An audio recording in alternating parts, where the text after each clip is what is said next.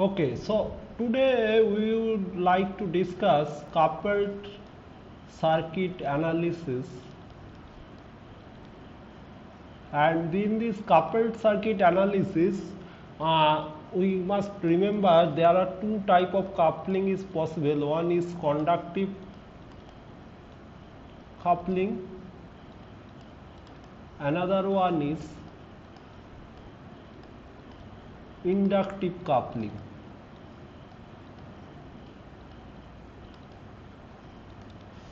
Now in this conductive or inductive coupling, here we will consider only inductive coupling.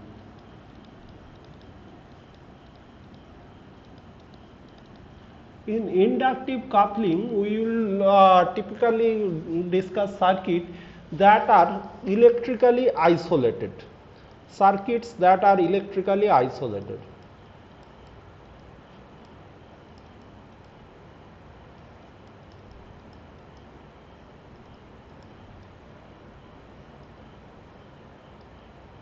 However, they are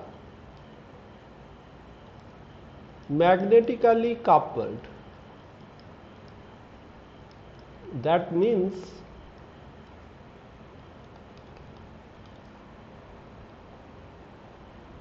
energy can be transferred from circuit 1 to circuit 2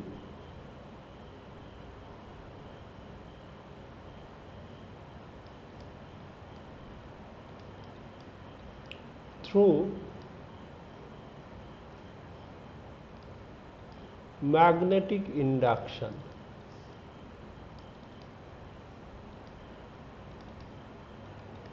Right. Now let us look at this diagram. Here the idea is that the portion of magnetic flux established by one circuit interlinks with a second circuit, but some other portion of the flux established by a circuit is not linked with that second circuit. Like here you can see that our phi 1 2 and phi 2 1, they are they link both the circuit. However, this L1 or not L1 L2, rather this phi 11 and this 1 1 and phi 2 2, they only link the circuit produced that flux line, right? So now here we are having two circuits E1 having one energy source E1, another is having energy source E2. Here it is R2 and R1 are the resistance. This is a coil and this is another coil. So whether this is L1 L2, what is the definition of L1 L2, I will discuss everything later, but for the time being, so here the idea is that a part of magnetic circuit, part of the flux produced by primary winding links with the secondary coil, and the secondary winding flux is linked with the primary coil. Now, and also a part of the primary winding flux doesn't link with the secondary coil and vice versa. Now, the thing is that there is no such physical separation exists in your magnetic circuit, but what we do, we will categorize magnetic flux, or we can write separation of magnetic flux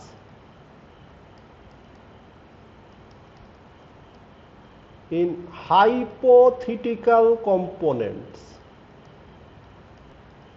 all these components do not exist in reality, they are just for sake of our own means analysis and all this, right.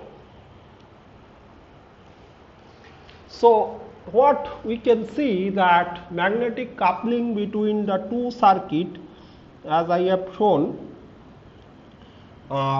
Let us start assigning variable. Let us the total flux produced by current I1 is phi 1.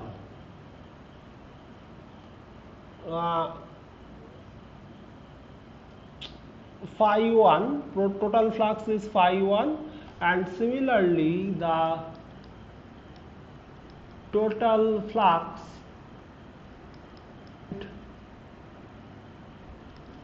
I2 is phi 2, right. Now this total flux is a real component, but let us determine, means not determine, let us define a hypothetical component of flux phi 1 that links with only circuit 1 but not with circuit 2. So we can write it phi 1 1, the fractional part, you can write it like fictional also, because these are purely means hypothetical analysis, means hypothetical separation. Fractional part of phi 1 which links only the turns of circuit 1 but not circuit 2. Similarly, phi 2 the fractional component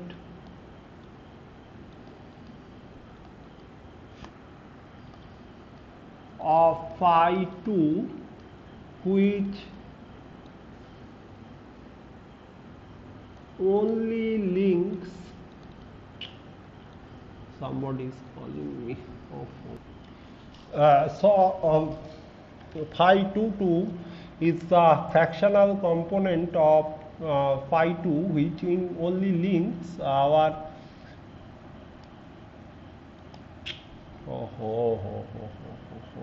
shit. Yes, yeah, only links our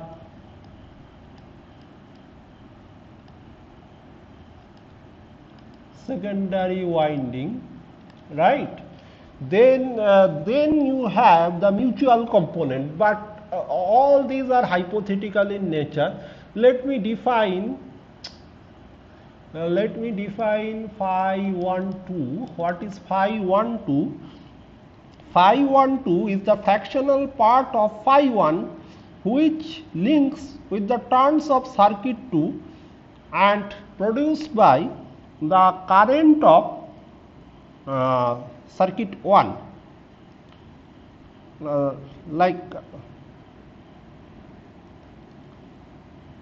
Let me write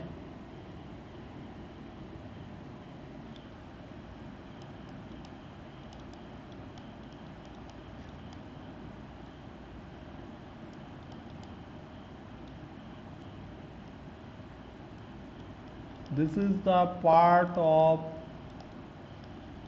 phi 1 that links with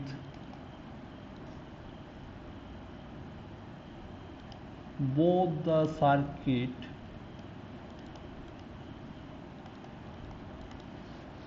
Like if we go here, you will see this is phi 1 2, this links with both the circuit, and also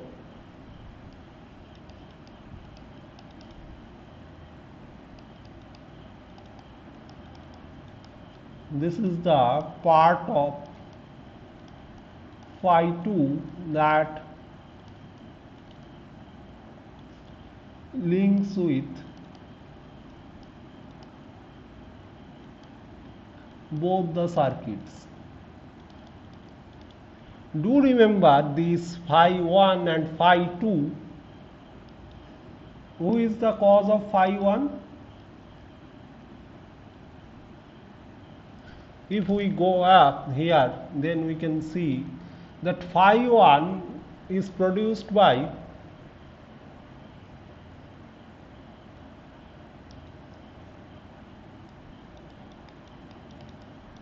is due to I1 and phi 2 is due to I2. Fine. So if this is the case, then let us further proceed with our discussion.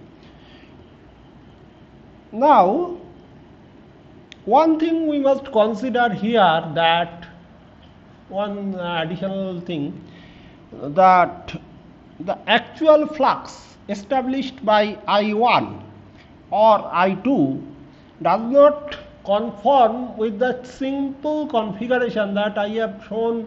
This is a diagram I have taken from Kirchner-Corcoran, but this I1 and I2 doesn't produce such simple flux linkage. The flux linkage is quite complicated in nature. There are several weird type of flux distribution we can realize if we really we have scope to see what takes place inside a machine, then we can see.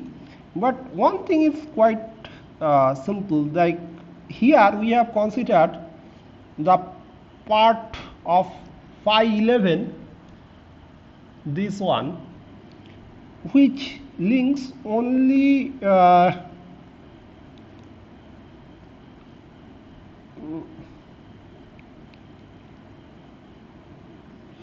like what we are saying here means what I am trying to say, that if you see phi 11, see that phi 11, the way I have shown phi 11, it is like phi 11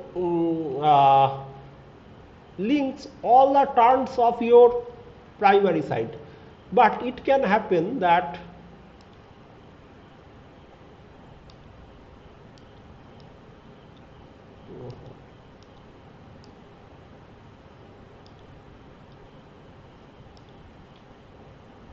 phi 11 may be only linked with this much, and similarly phi 12 instead of linked with all the N2 turns of your secondary, phi 12 may link only a part of this. Now why this will take place in actual circuit, that is a complete a different discussion. It requires more discussion on physics and electromagnetic flux pattern and flux generation.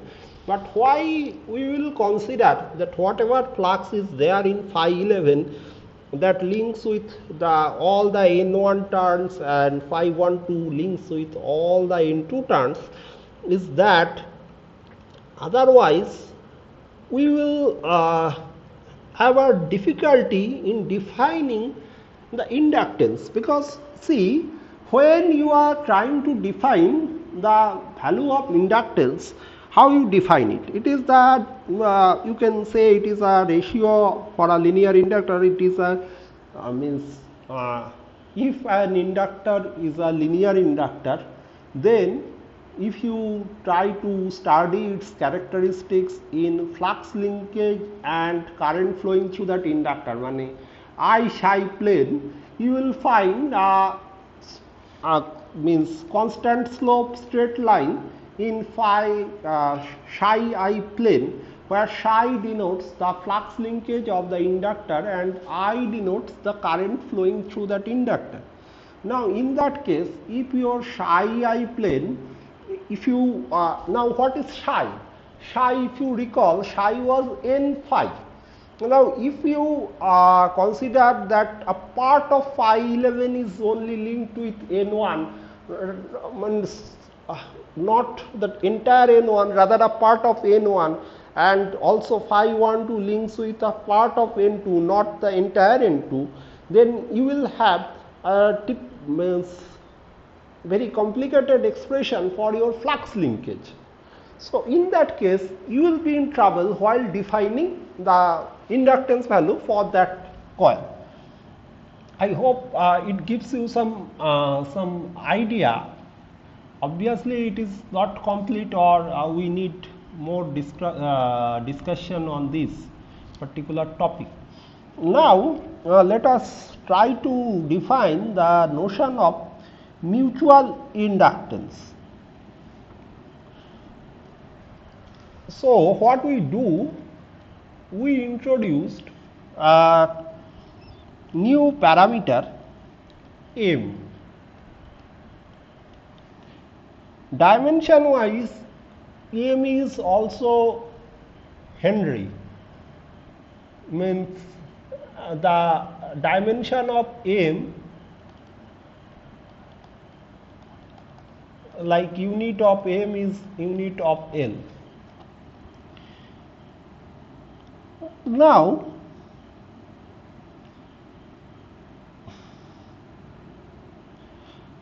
here let us try to establish some relation between the mutual inductance and the self inductance. Self inductance, let us define L1 is equal to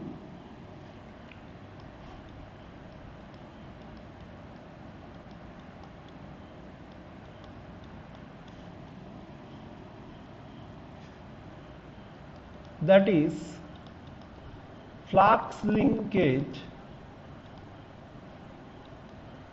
of circuit 1 for per unit current in circuit 1.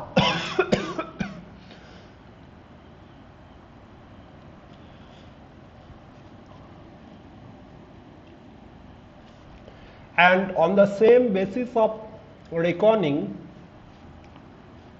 what we can do, we can define the mutual inductance, that is M21 is equal to what? Is equal to N1 phi 21 by I2, that is flux linkage of circuit 1 for per unit current in circuit 2. Similarly, we can define M12 is equal to what?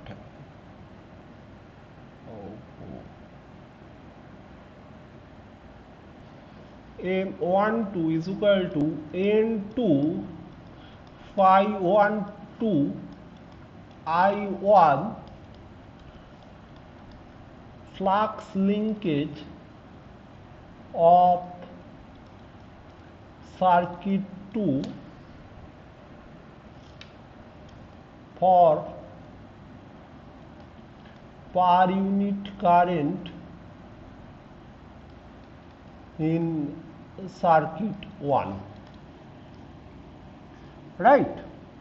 Now, if the phi I characteristics So what we can see here that all if you see that numerator of all these equations, oh God, are what? Are having the dimension of Weber turn. All these three equations, if you consider the numerator dimension is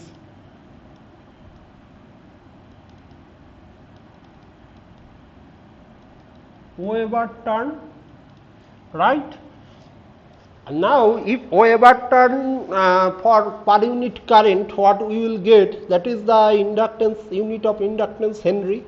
But if that Weber turn line are not a straight line, then what will happen? L1, M21 and M12 will become variable circuit parameter. They will not become a constant one, rather they will become a variable circuit parameter. And for certain type of analysis, I can claim that you have already encountered this kind of definition in your current semester course. You must have, or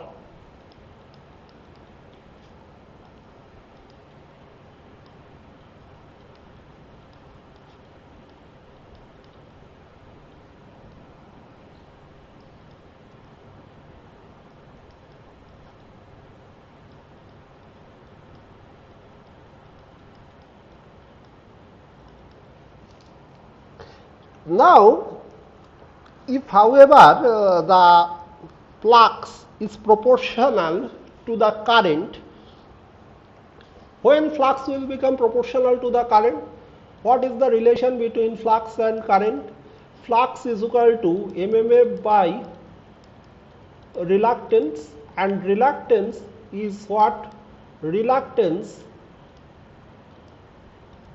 that means if you want flux is proportional to mmf, then it implies that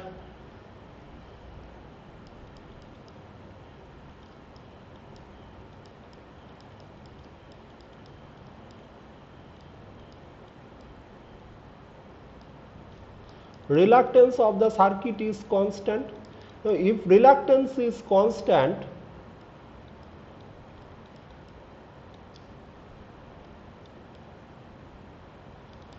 constant reluctance implies constant permeability. Constant reluctance implies your circuit permeability is constant.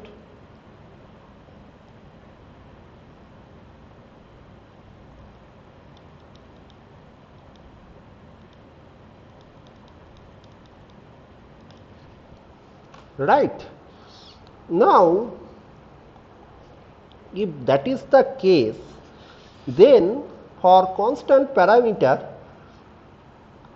of constant permeability, the reluctance, if it is constant, then if you consider the diagram, then you will understand more clearly. Like, yeah, see the path of phi 12, some portion through N1, some portion through N2, some portion through air, and the same path, same flux path is being traversed by flux phi 21. So, if we consider that our reluctance is, or rather permeability is constant, and then we can define the reluctance is constant, and from that we will come to a conclusion that reluctance of mutual reluctance is constant, like better to say the reluctance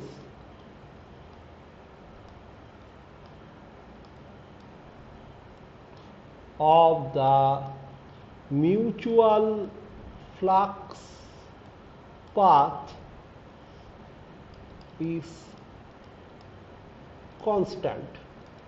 If that is the case, then what I am trying to say, reluctance is constant. If then we can write M21 is equal to what? What was definition of M21? It was N1 phi 21 I2. So we can write it like, now who produced this phi 21? See the beauty. This is the flux produced by your secondary side. Phi 21 is a part of your phi 2, right? Phi 21 is a part of phi 2.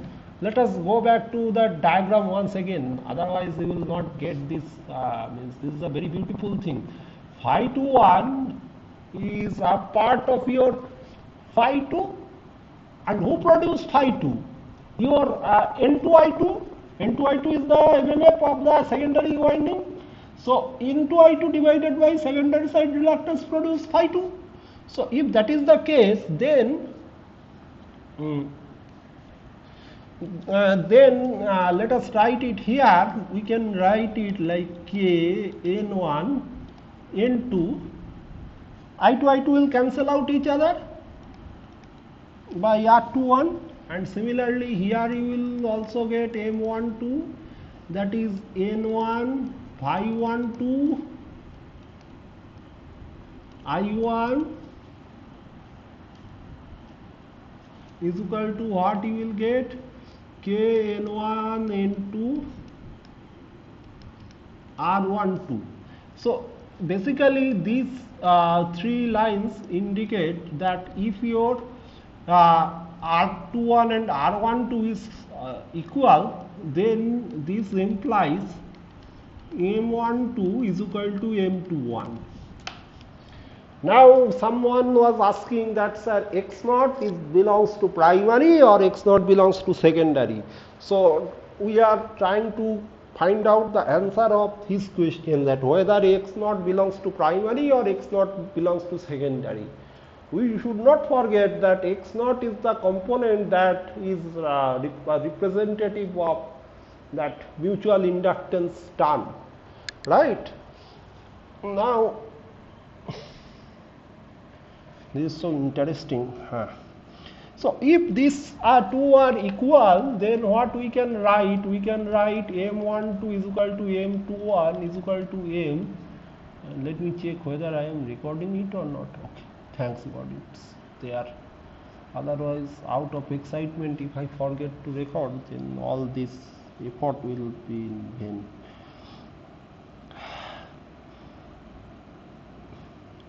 Now I would like to give you one small assignment, that try to prove this fact in terms of the energy stored in the magnetic field when both circuits are energized.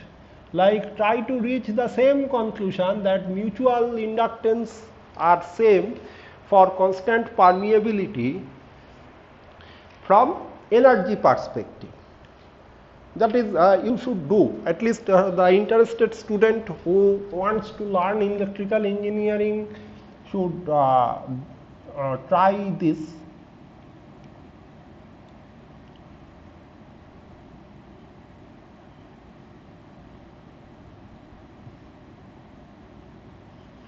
So, but one thing we must not forget, that whole thing it depends on the premise of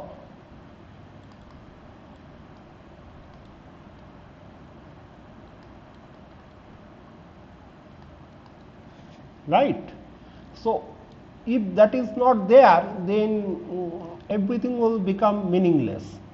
So one student asked that why leakage flux. See, what is the beauty of this concept, that one student during one discussion asked that why the leakage flux we do not consider in term when we are talking about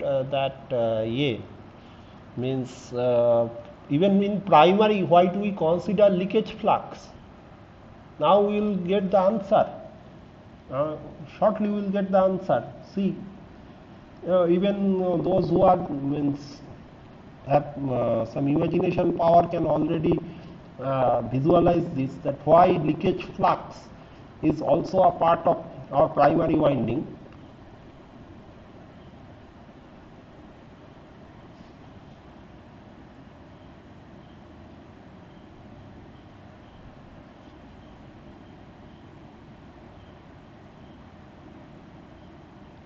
Now that mutual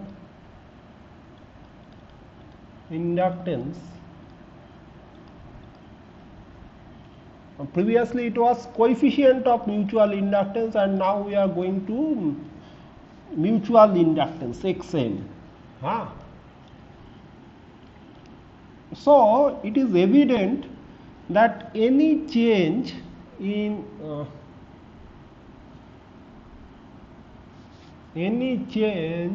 our I2 will cause a corresponding change in our phi 21. Why? Because phi 21 is a part of phi 2, and phi 2 depends on that the MMF N2I2. So any change in I2 will change phi 21. In accordance with Lenz's law, any like not only Lenz's law, rather Lenz and Faraday's second law combination. What we can write it here, you already know this. E12 is equal to minus N1 d phi 21 dt. That is the amount of induced voltage in our primary circuit due to change in secondary current, or you can write V12 is equal to N1 d phi 21 dt. This is how you will get this. You will get probably doing, let me see the voltage. Yes, it was E1, here it was E1 minus I1 R1. So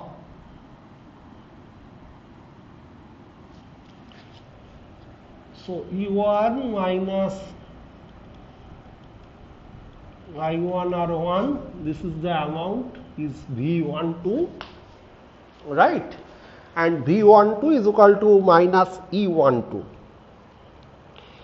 Similarly, any change in I1 will do what? Any change in I1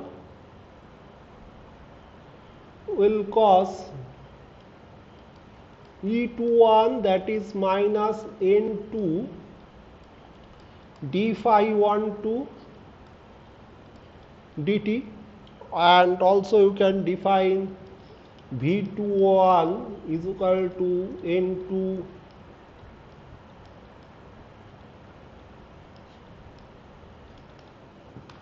12 dt. So we can say that through this agent, or through this medium of mutual induction, mutually induced voltages, or this is the process how this mutual induction can govern the voltage induced in a circuit. So if we want to write the complete KVL, we can write it like I1 R1 plus N1 d phi 1 dt plus N1 d phi 21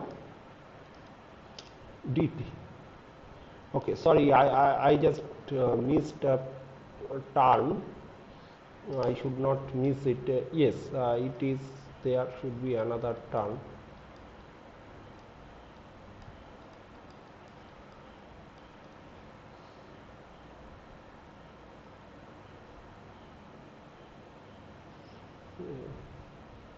Yeah, so this is equal to E1, and also here you will have I2 R2 plus N2 d phi 2 dt plus N2 d phi 1 2 dt is equal to E2, right? Now, if the permeability of the flux path is assumed constant, then what we can write? We can write, see, all these one can be written as, if permeability is constant, we can write N1, let me write it clearly.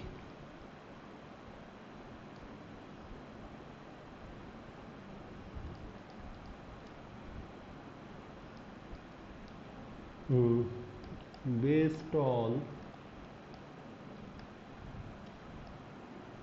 the assumption of constant permeability, just a minute.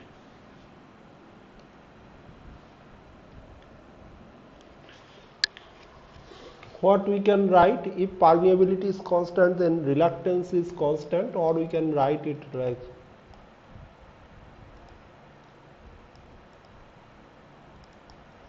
we will have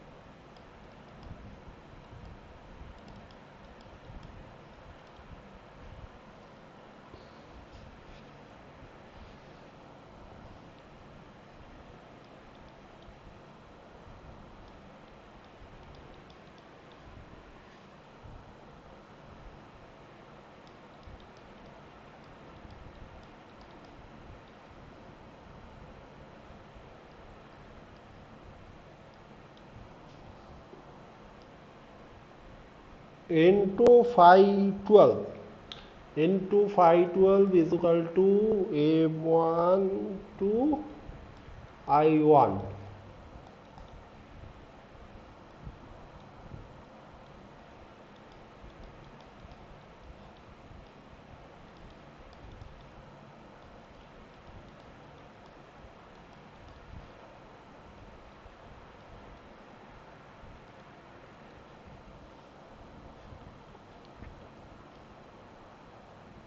So all these equation we can write it like this with all these. Where it does it go? Like if we see the previous page,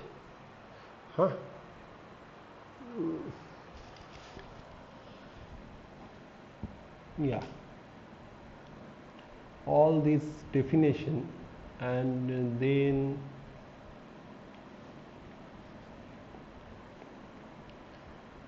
all these two equation, we are targeting these two equation, rewriting these two equation with this definition. What we can write,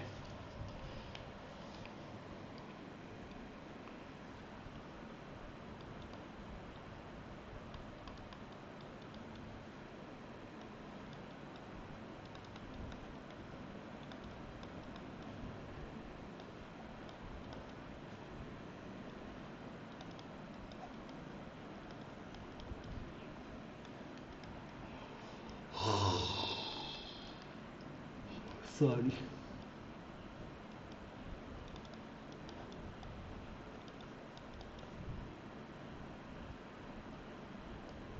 I am feeling very drowsy today. I do not know what is wrong, but this one is really very, very interesting one.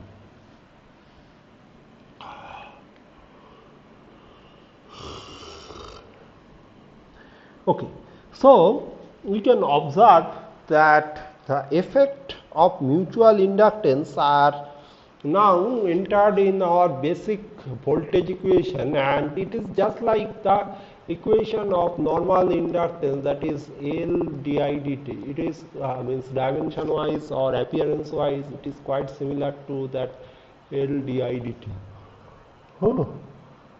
So if we write I1 is equal to Im sin omega t,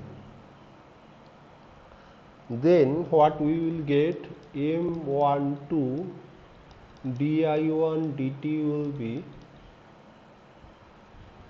omega M12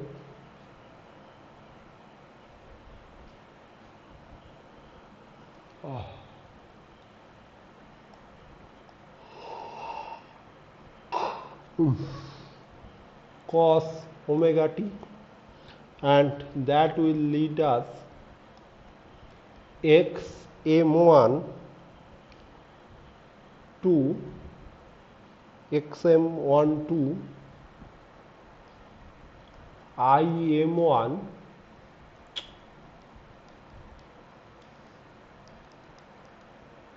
xm12 im1 cos omega t, right?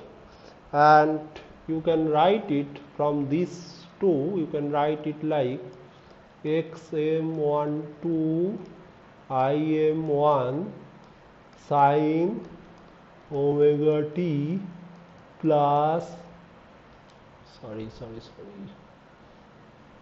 very irritating. It can be written like xm12 im1 sin omega t plus pi by 2, right? So if this is the case, then the whole thing can be written like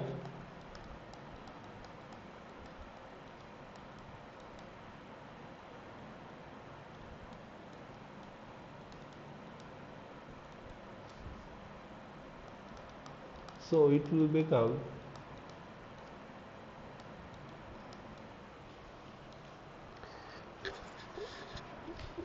so this gives us, and what is xm12? xm12 is omega m12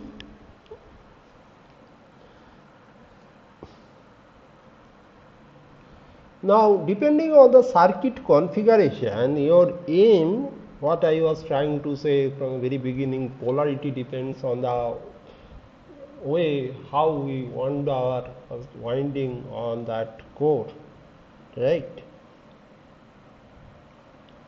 So now we should find out the coefficient of magnetic coupling. This is also very interesting. how to find out the coefficient of magnetic coupling. Here, what is that? The fractional part of phi 1 links with N2 is phi 1 2.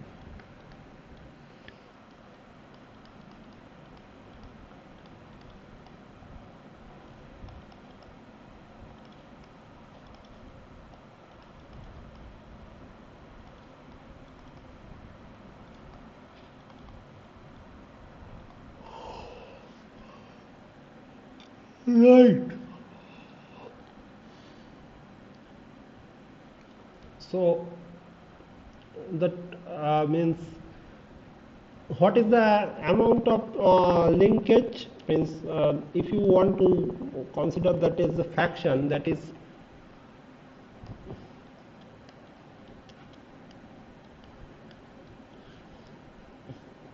and phi 2 1, for phi 2 1 we can find out phi 2.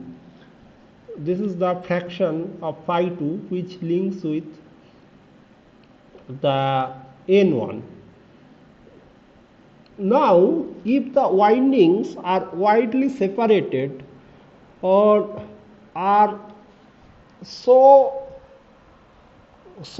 placed in the space that these fractions are small, the coupling is said to be loose. Let me write down the spelling.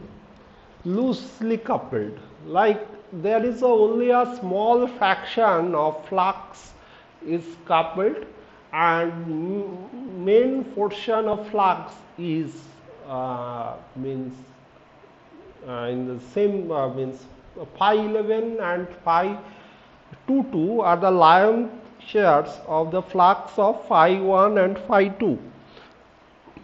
But in that case, we will consider them, the two circuits are very loosely coupled, and for our transformer it is very undesirable. That is why what we want to do, we want that phi 1 to be the maximum part of phi 1 and phi 2 1 be the maximum part of phi 2.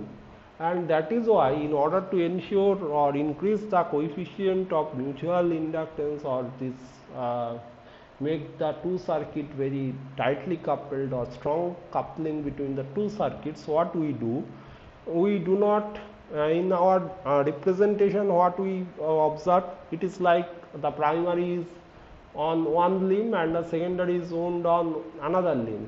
But in practice what we do, we wound primary and secondary windings on the same limb. However, what we do, we wound the low voltage winding on the core and high voltage winding is placed over the low voltage winding. Why this is done? Because it is customary that we means connect or we try to keep the core of the transformer in earth potential or zero voltage. So just so in that case, if the core is at ground potential and if you place the high voltage winding on the core, then the amount of dV dt, the voltage, not dV dt, rather that voltage space gradient means dV dx experienced by your winding will be very high, and that may result in collapse of your winding insulation. So that is why what we do, we place the low voltage winding on the core, so we can avoid that high dV dx or high space gradient or electric field intensity of the core anyway. So if back to business, So if it is not loosely coupled, or even if it is loosely coupled, uh, if we can ensure by means of proper orientation and ensuring constant permeability that phi 1 2 by phi 1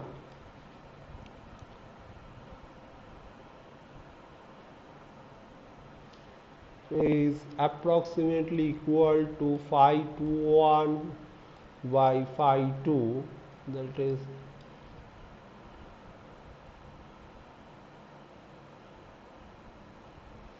this one is the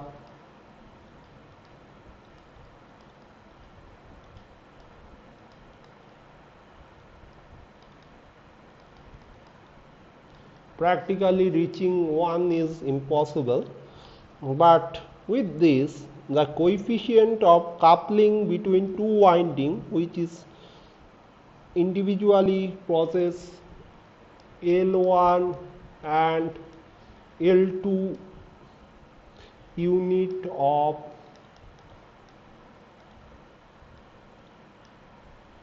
self inductance will be Km is equal to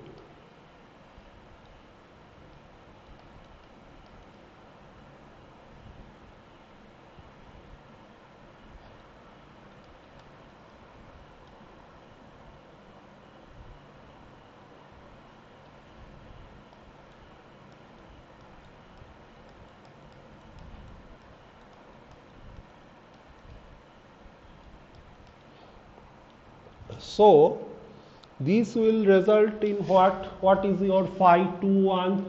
Now you tell me the definition of phi 2 1 from somewhere. I have written, I must have written it somewhere.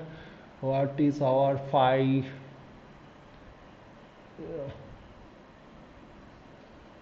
Just a minute. Yeah, here see that we have written that phi 2 1 is what? M21 I2 by N1, right? And what is your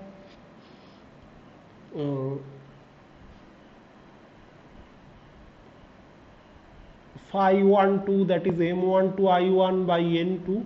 So with this, if we, where is that? So many formulas, but this is very interesting.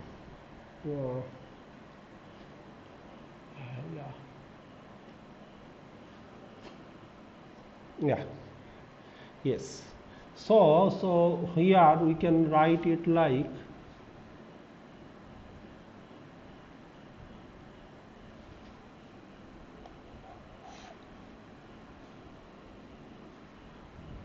M21 I2